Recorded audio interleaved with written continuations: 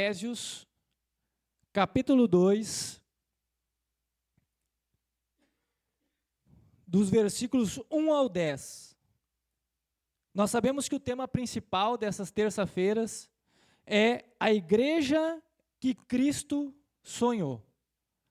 Mas hoje, como um subtema, vamos dizer assim, eu coloquei, tendo em vista os versículos que serão pregados, da morte para a vida. Eu vou falar dos versículos no decorrer da pregação, mas agora, como versículo base, vamos ficar apenas com o versículo 8 e versículo 9. Os irmãos acharam? Porque pela graça sois salvos por meio da fé, e isto não vem de vós, é dom de Deus. Não vem das obras, para que ninguém se glorie. Amém? Aqui, o Kainan colocou ali uma responsabilidade, né, em cima dos nossos ombros, meu e do irmão Jaime. Mas hoje o irmão Kainan, pelo que eu me lembro, está estreando aqui na matriz como dirigente, né, do culto. Não, já fez outras vezes? Uma vez? Está a segunda vez. Está estreando ainda, é a segunda vez. Mas Deus continue te abençoando, Kainan. Está no caminho certo, Deus continue te usando aqui, principalmente esse jovem, né, que nós precisamos usar os jovens, irmãos. Essa é a nova geração, mas não é a nova geração para o futuro, é para hoje, é para agora. Então, por isso nós precisamos ajudar e orientar os jovens, porque hoje, né, irmão Valdeci, amanhã ou depois nós não estamos mais aí, né? E é eles que estarão. Então, apoiem, orem pelos jovens, orem por aqueles que estão, né, começando nesse ministério. Eu também sou jovem, né? Continue orando por mim também, né, irmão? Meus queridos, então essa carta aos Efésios foi escrita, como nós sabemos, pelo apóstolo Paulo enquanto ele estava preso. E ela é uma carta profundamente doutrinária. Diferente das outras que a gente sabe que ele escreveu, porque as demais cartas, às vezes, estavam tratando problemas específicos da igreja local. Mas aqui Paulo, ele não vem corrigir comportamentos. Ele vem estabelecer algo principal na igreja, que é a sua identidade espiritual. Então, no capítulo 1, como foi ministrado pelo pastor Leandro e pelo irmão Jaime, Paulo apresenta o plano eterno de Deus para a igreja. Ou seja, ele apresenta o plano de salvação. Ele fala de eleição, de adoção, de redenção. Também fala do poder da ressurreição, que opera em nós salvos. Ou seja, ele vem mostrar o que Deus pensou antes mesmo da igreja existir, na prática. Só que ao entrar no capítulo 2, o que nós vamos falar hoje, Paulo muda o foco da eternidade para a realidade humana. E o que eu quero dizer com isso? Paulo vem responder no capítulo 2 uma pergunta essencial para todos, para toda a humanidade. Como essa salvação se manifesta na vida do homem? É isso que nós vamos falar do capítulo 2, versículo 1 ao 10.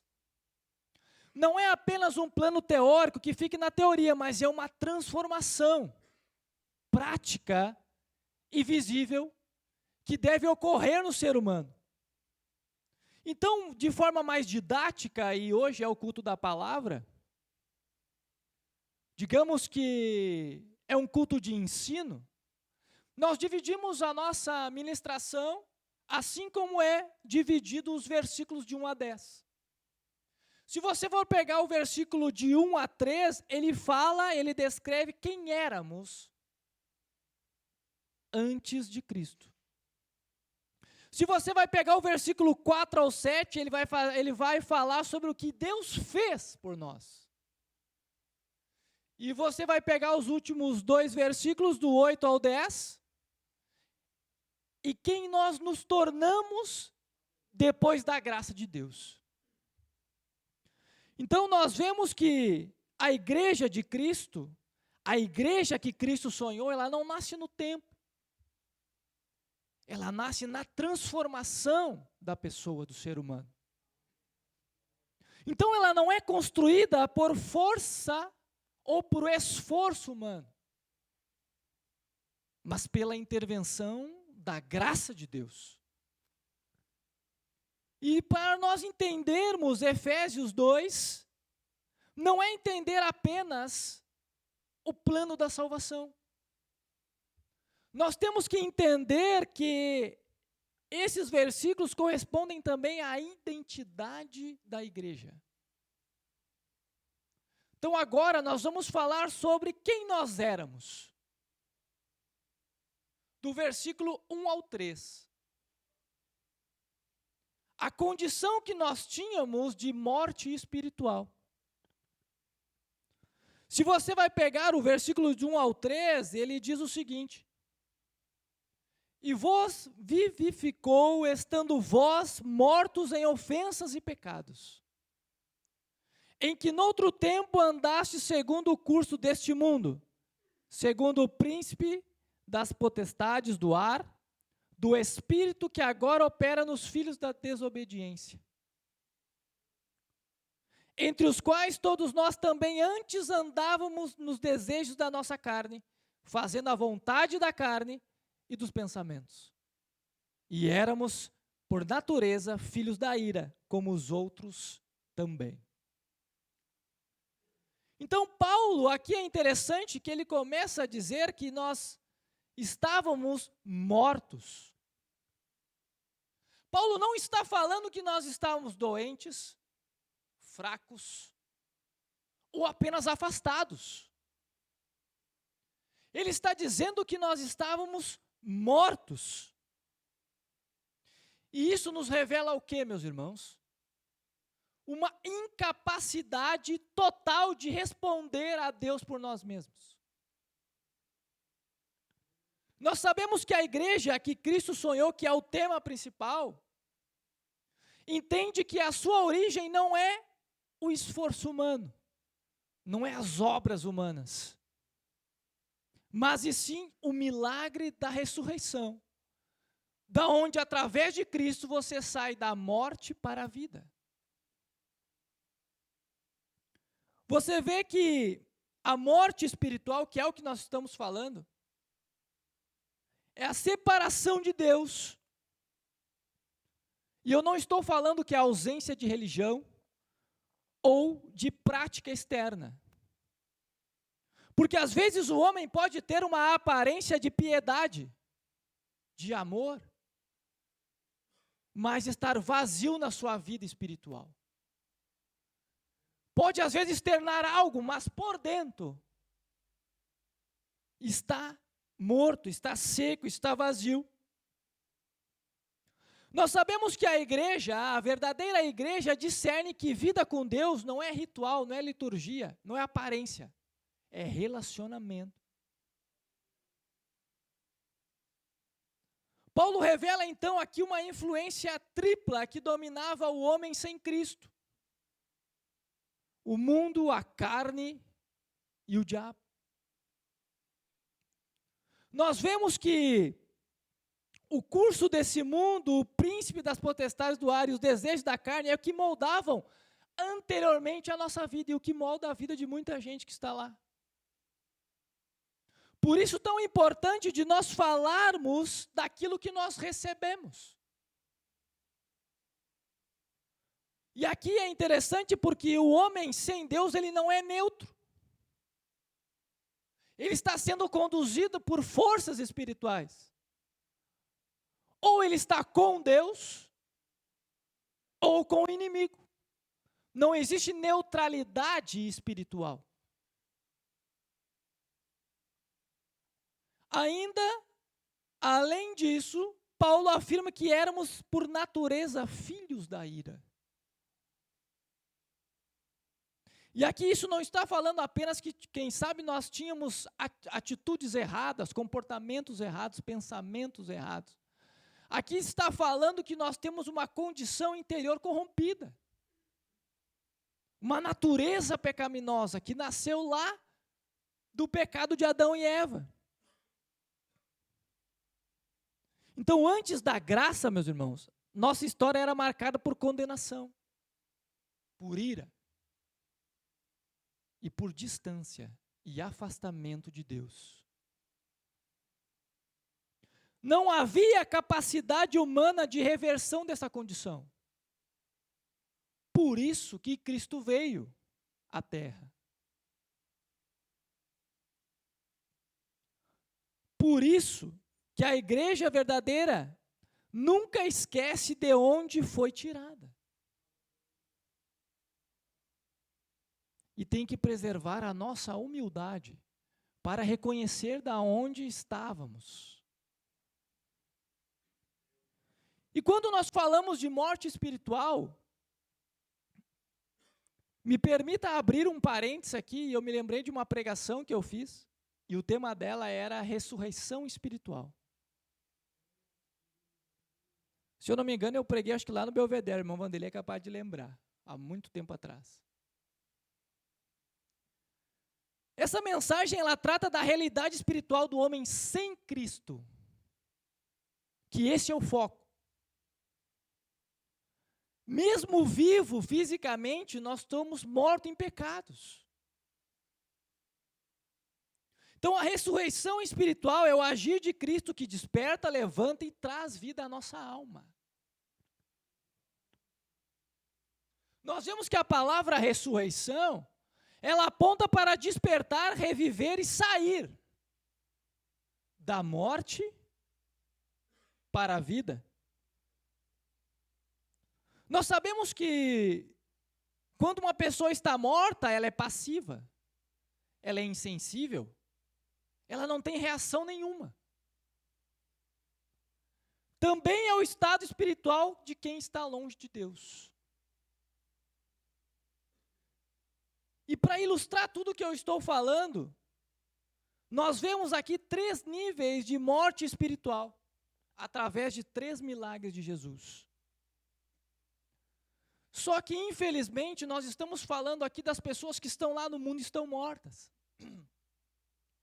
Mas, pelos meus 3 exemplos, você vai ver que também, infelizmente, tem muita gente dentro da igreja morta. Você vai pegar o primeiro exemplo, a filha de Jairo, que está em Mateus 9. Representa a morte espiritual no secreto. Por quê? Porque a aparência externa ainda estava normal. Porque ela recém tinha morrido, então o semblante dela, no quarto dela, ainda estava normal, mas internamente ela estava morta. Ela estava no quarto dela com as pessoas que gostavam dela, do convívio dela, uma aparência de viva, vamos dizer assim, entre aspas, mas internamente ela não tinha mais vida. E às vezes quantas pessoas estão dentro da igreja, com aparência de fé, mas sem vida espiritual real, sem relacionamento com Deus. Outro exemplo, o filho da viúva de Naim, Lucas 7. Aqui ela vai para o segundo estágio, a morte já se tornou pública. A condição espiritual começa a aparecer nas atitudes, nos comportamentos e nas decisões. Já não é algo que você consegue esconder mais. Pelas atitudes, a pessoa todos estão percebendo que ela está morta por dentro. Ali estava passando o filho da viúva num cortejo, que é aí onde Jesus chegou. Então a morte já estava sendo publicizada. E por último, e o caso mais crítico é Lázaro, João 11. Simboliza uma morte espiritual avançada, aparentemente irreversível. Pessoas, quem sabe, já estão há muito tempo afastadas do caminho do Senhor, sem esperança aos olhos humanos, mas ainda alcançáveis pelo poder de Cristo. A mesma voz que ressuscitou a filha de Jairo, o filho da viúva e Lázaro, continua hoje trazendo vida espiritual àqueles que estão mortos em seus pecados. E quem sabe ainda, pessoas, mesmo dentro da igreja, mortas espiritualmente. E aqui eu venho dizer que Deus não está oferecendo, meus queridos, um ajuste de comportamento. Não, vamos ajeitar aqui, vamos ajeitar ali. Não, não, não. Deus está oferecendo uma nova vida gerada pelo Espírito Santo. Porque Deus, quando nos salva, através de Cristo, Ele não vem consertar, Ele vem nos dar uma nova vida. Por isso que a palavra fala em nova criatura. Vamos dizer assim, não é consertar o velho homem, é dar uma nova vida. Nos tornarmos uma nova criatura. Como agora nós entendemos a morte espiritual, a ressurreição espiritual, nós vamos para o segundo momento, que é onde nós falamos do versículo 4 ao 7, que é onde Deus intervém, através da sua graça. Se nós vermos ali o versículo 4, mas Deus, já começa assim o versículo, mas Deus, que é riquíssimo em misericórdia, pelo seu muito amor com quem nos amou, estando nós ainda mortos em nossas ofensas, nos vivificou juntamente com Cristo, pela graça sois salvos. E nos ressuscitou juntamente com Ele e nos fez assentar nos lugares celestiais em Cristo Jesus. Para mostrar nos séculos vindouros as abundantes riquezas da sua graça pela sua benignidade para conosco em Cristo Jesus. E aqui o que me chama a atenção é que no versículo 4, Paulo introduz dizendo, mas Deus. Isso mostra que a mudança não começou no homem e não vai terminar no homem, mas e sim de uma iniciativa divina. A igreja que Cristo sonhou só existe porque Deus decidiu intervir na humanidade. Nós vemos que a motivação de Deus não foi nenhum mérito humano, obras humanas, mas a sua própria natureza de amor, de misericórdia. Porque a palavra diz aqui, eu citei, ele é rico em misericórdia e grande em amor. E foi isso que moveu Deus. E foi isso, e é isso, que move o plano da salvação.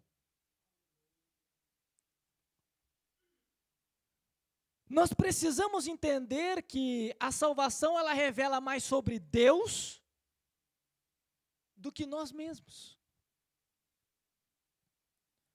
Paulo apresenta 3 ações espirituais que definem a obra da graça.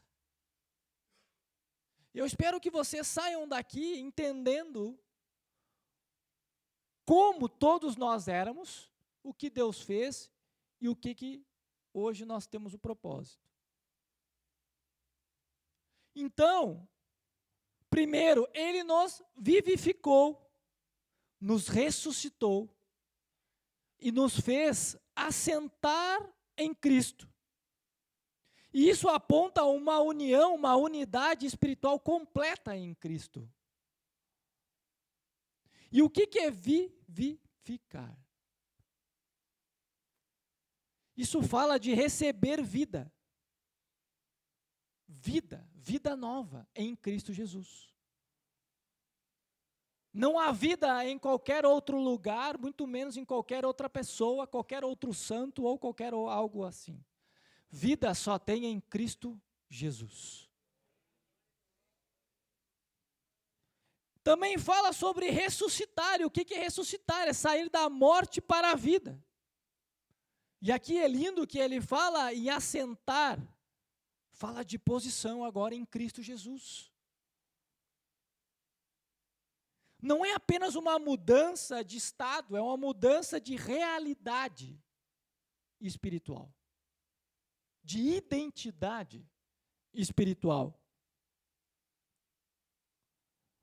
A igreja não só foi salva, mas ela foi elevada a uma nova posição em Cristo. E aqui eu sempre digo que nós devemos saber que nós pertencemos à família de Deus. Só que às vezes nós esquecemos isso. Porque a Bíblia diz que nós somos filhos de Deus, co-herdeiros em Cristo. E nós ficamos só com essa parte, mas nós temos que saber que nós pertencemos à família de Cristo. Só que às vezes nós não agimos como pertencentes à família de Cristo. Porque nossa família humana, nós falamos com o nosso pai, com a nossa mãe, com os nossos parentes, com os nossos filhos. Nós temos um relacionamento vivo com a nossa família. Só que Deus, Cristo e o Espírito Santo também é a nossa família. A igreja também é a nossa família na fé.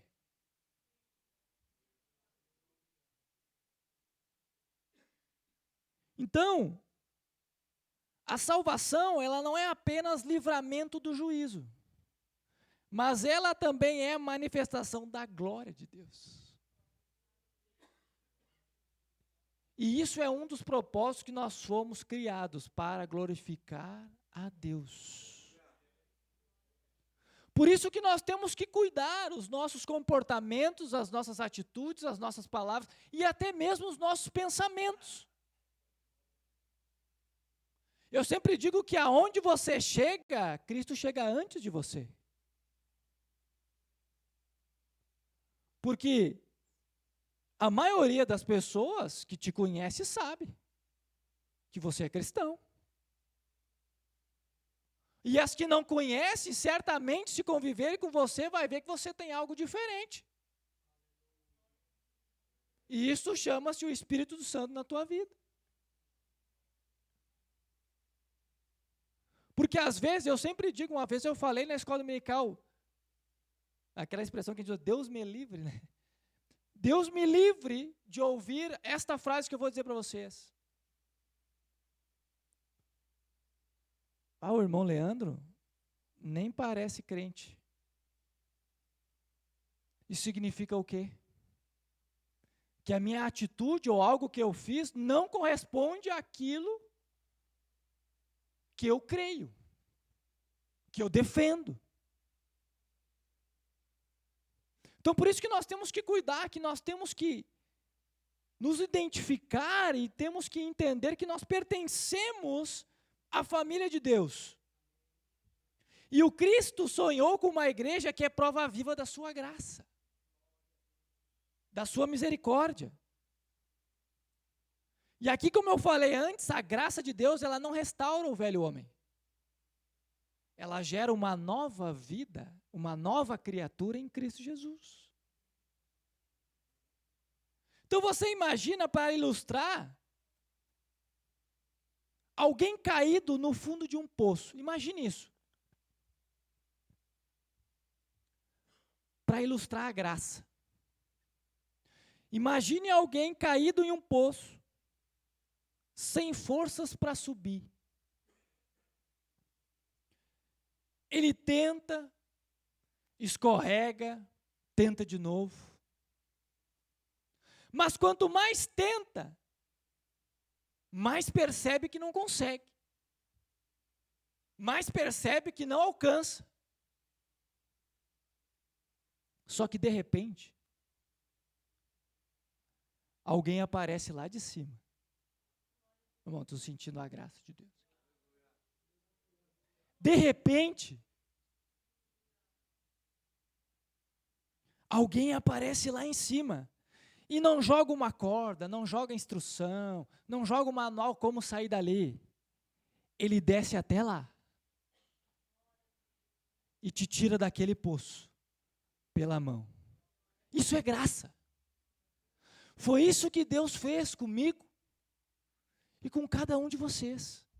Ele desceu lá do poço. Ele não mandou corda, ele não estendeu, ele desceu lá junto contigo. E disse: agora estou contigo. Agora você tem uma nova vida. Agora você está nos meus caminhos. Agora é o meu Espírito que vai te orientar. Isso que é graça. Então, a graça, Deus não mandou uma solução. Ele próprio veio para nos resgatar, para nos tirar dessa condição.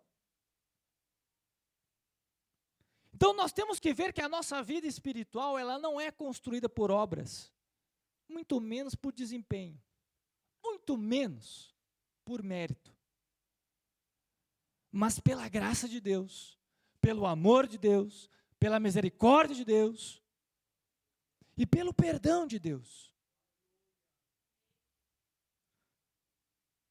Nós já vimos quem nós éramos. Nós já vimos o que Deus fez.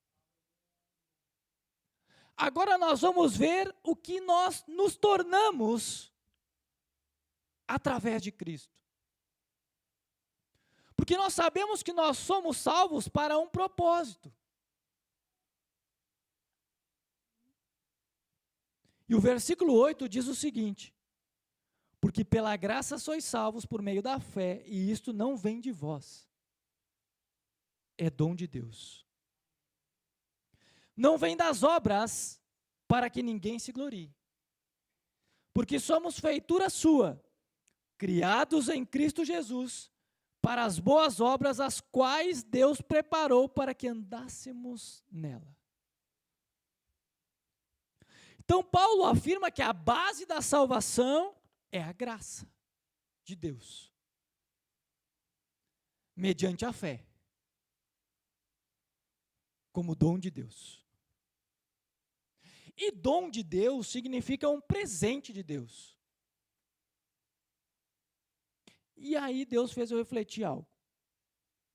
Se é dom de Deus, se é presente de Deus, quando você recebe um presente, você fala o que para quem lhe deu?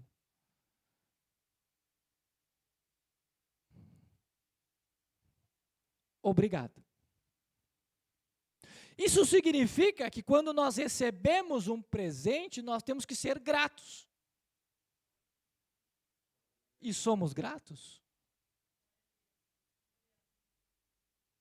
Somos gratos. Às vezes, e eu já me peguei esses dias pensando nisso, às vezes nós chegamos na oração e dizemos: Senhor, obrigado pelo carro, obrigado pela casa, obrigado pelo emprego, obrigado pelo meu filho, obrigado pela minha família.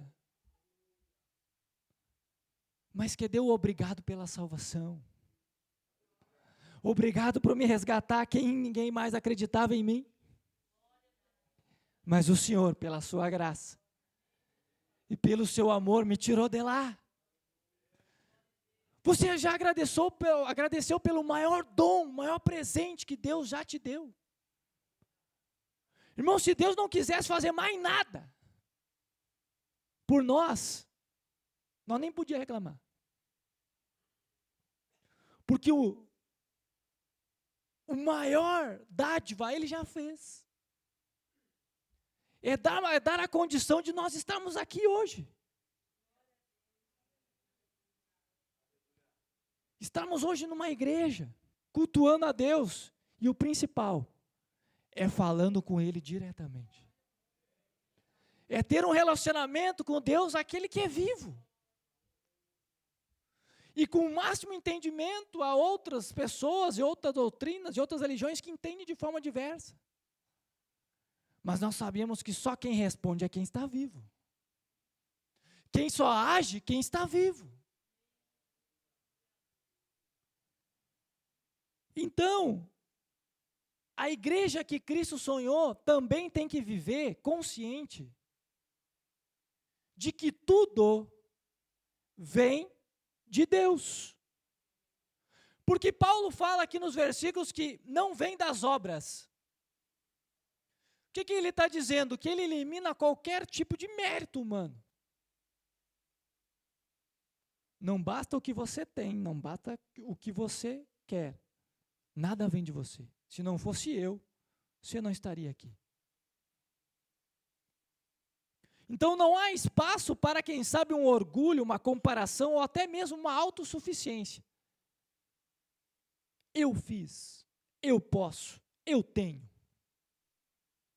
Não. Quem é grato pela salvação e quem entendeu o plano diz assim: tudo vem de Deus.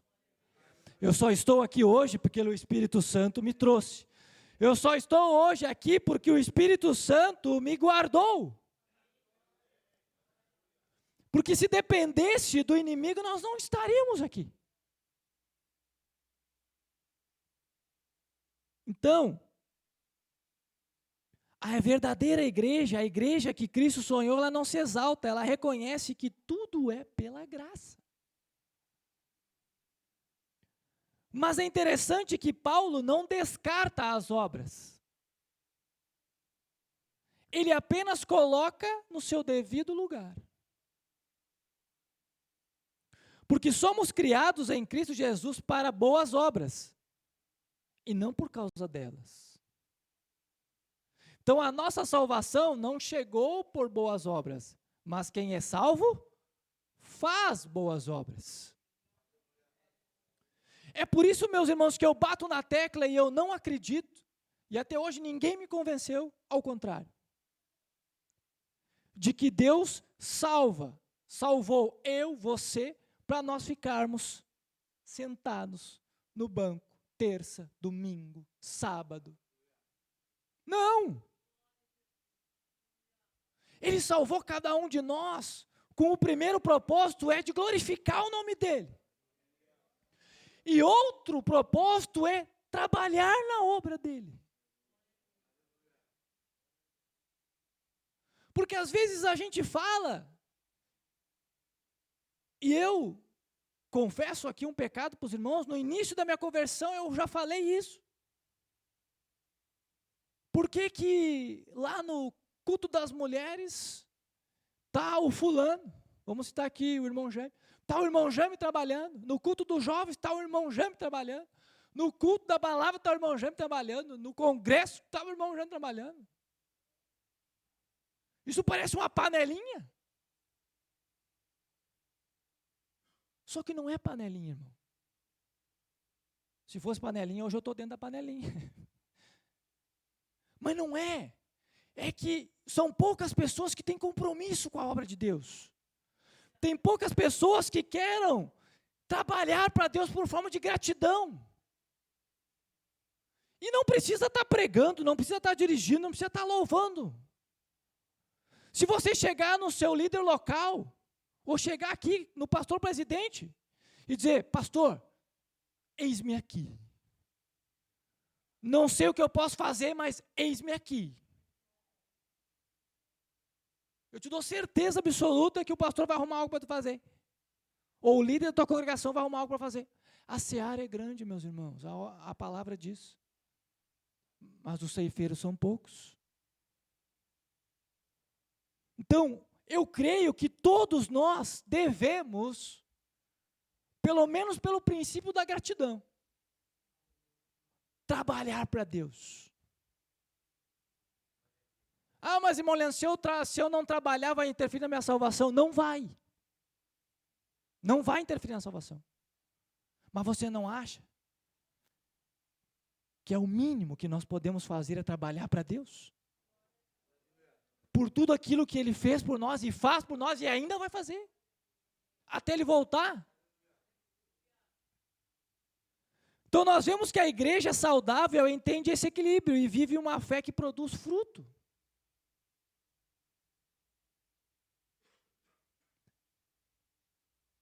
Isso revela que existe um propósito preparado por Deus. E aqui não são obras improvisadas, plano alternativo, não. Já foram estabelecidas pelo próprio Deus, irmão. Tem coisas que Deus escolheu para que eu fizesse, mas não para o pastor Luiz Cardoso fazer. Tem coisas que o pastor Luiz Cardoso faz ou fez, que não é para que eu faça. Pelo menos, cada um de nós temos um talento que Deus quer usar. Às vezes, está escondido o talento. Mas hoje, em nome de Jesus, se você não sabe onde Deus quer te usar, se coloque pelo menos à disposição da obra, que Deus vai te mostrar onde Ele quer te usar.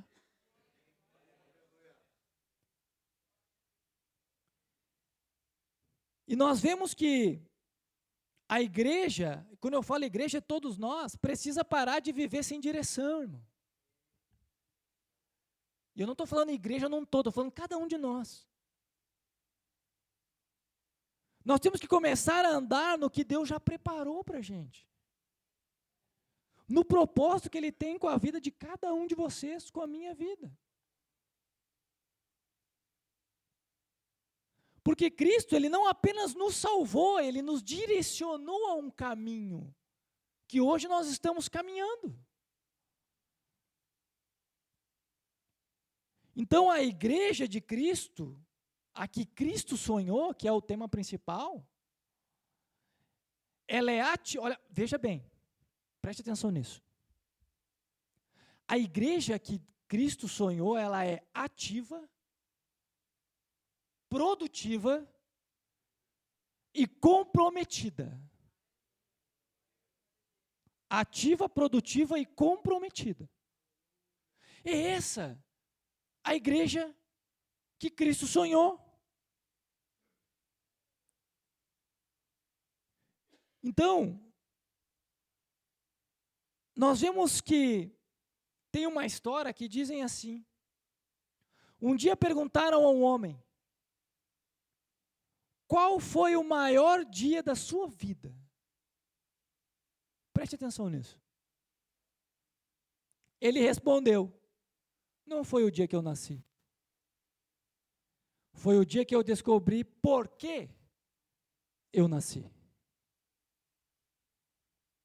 Muita gente já nasceu de novo, mas ainda não descobriu o propósito dessa nova vida. E hoje, Deus não quer apenas nos dar vida, Ele quer alinhar a nossa vida ao propósito dEle. Então não basta, entre aspas, saber que nós somos salvos, é necessário viver aquilo que Deus já preparou para a gente. E sabe quem é que pode proibir o plano de Deus na nossa vida? Só tem uma pessoa. Nós mesmos. Nem o inimigo pode atrapalhar o que Deus tem na tua vida. Nem qualquer pessoa, nem o mundo, nem ninguém. A única pessoa que pode atrapalhar os planos de Deus na vida é nós mesmos. Então, a graça te salva sem obras, mas nunca te deixa sem propósito. Então, cada um de nós temos um propósito diante de Deus. Então hoje, concluindo essa mensagem, Paulo deixa algo bem claro aqui para nós, nesses apenas 10 versículos do capítulo 2. Ou você está morto espiritualmente, ou você foi vivificado pela graça. Ou você está deste lado, ou você está deste lado. Como dizem por aí, né? Em cima do muro também é do diabo. Então nós temos que escolher um lado. E graças a Deus que nós escolhemos o lado de Cristo. Então não existe meio termo. Ou que nem não existe meia verdade. Não existe. E é triste dizer, porque às vezes tem pessoas ao nosso meio que ainda não tiveram encontro com Deus. Por isso que a gente fala tanto, irmão, de quando a pessoa se converte, ser batizada nas águas, é fazer o discipulado, é entender por que está fazendo aquilo. É ter um encontro com Deus. É sair dali modificada, transformada. Porque a igreja é feita de pessoas transformadas, é isso. É essa igreja que o Cristo sonhou. De pessoas transformadas.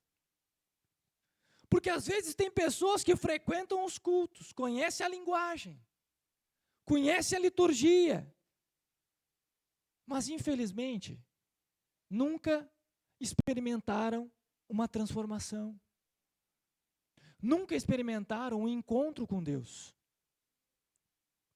Só que hoje, nessa terça-feira, não é um culto, não é um dia de aparência. É um dia de vida. É um dia de transformação.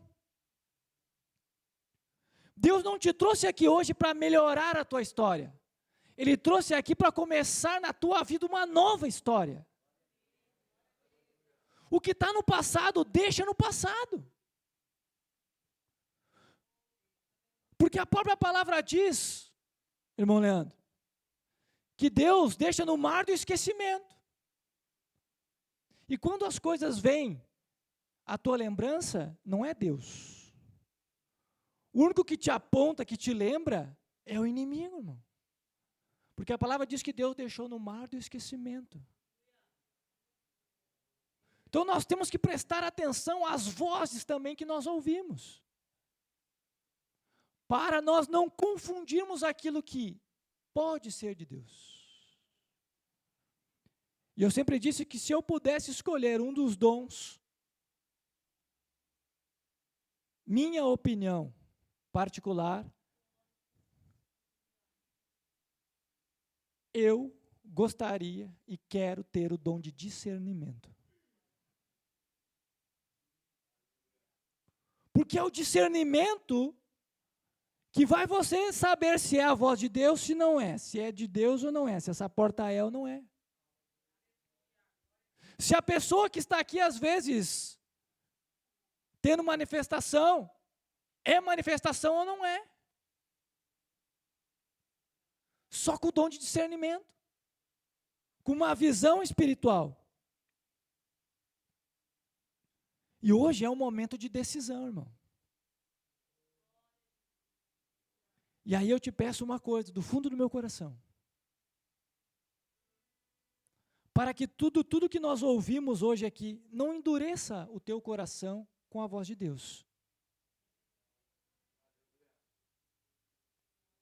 Não se envergonhe do que foi falado aqui. Não se envergonhe, quem sabe, vir à frente, receber uma oração. Porque hoje Deus está falando. Hoje também nós falamos aqui para aqueles que já foram alcançados pela graça. Mas de alguma forma voltaram a viver como quem ainda está morto. perderam o discernimento, perderam a sensibilidade, perderam a intensidade, perderam, quem sabe, o primeiro amor, perderam o propósito da vida. E hoje Deus está dizendo para todos nós: eu não te dei vida para viver como morto. Eu não te dei vida para viver como morno. Eu não te dei vida para ficar parado.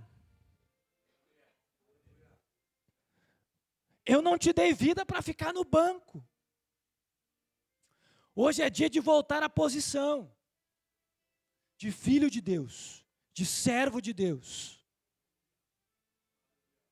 Hoje é dia de voltar à essência, de voltar à presença, de voltar ao relacionamento com aquele que te trouxe até aqui.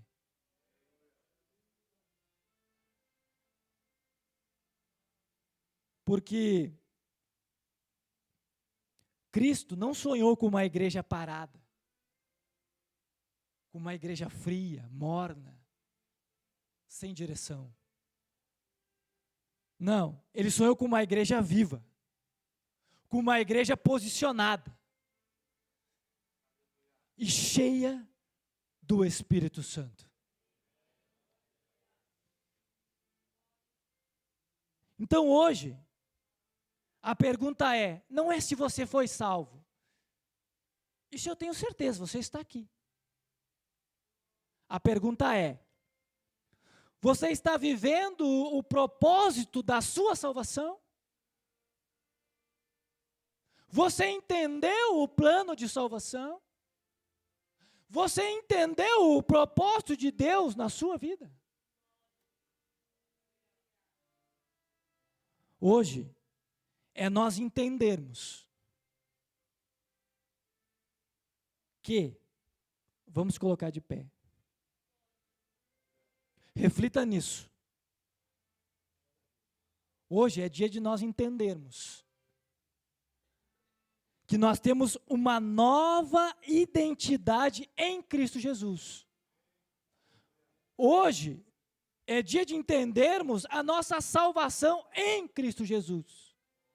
Hoje é dia de entendermos que nós temos autoridade em Cristo Jesus. E também hoje é dia de entendermos que a nossa vitória está em Cristo Jesus.